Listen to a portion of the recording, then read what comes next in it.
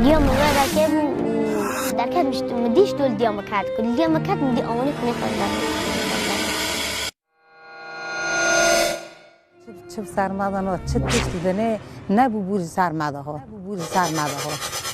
يعني لما بو تشتي كون تاريخ آندا ورقصات ملت به هفرا وره کشتن و به سوچ و به مریضانه به نه دعوی وره حرب وره مریضانه دعوی ته و ورقصیسان دمره ولی والله دعوی بو ورقصیسان برنه واقعی خافل بود واقعی خافل بود گیر بیان در و بخا در کت خدانه برخوشینا صوتات قوت اطلعوا يا ايها الكفر يا خنازير كفر يا خنازير جو قر قريني هات والصوت جنان هات والصوت جنان هات صوت جنان هات وآر بردانم ماكينات جيراني ما مال صالحي ماجر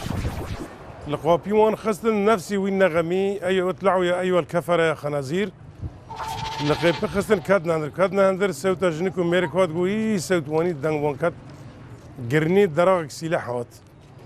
دیواری ما وان بهفته وانا کشور در کتن هات نقاپی ما نفسی وین نغمی ورگال قاپی ما خستن قاپی ما جندر دا سروی کری بو وانی وابو انا کی وابو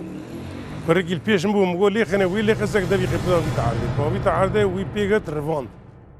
مثلا پرن زوری هستی خورن حرت شیجیسین غازه یکی منه یعنی کوری منی چوچکه 7 سالی گروجی تا دی برو روجی نه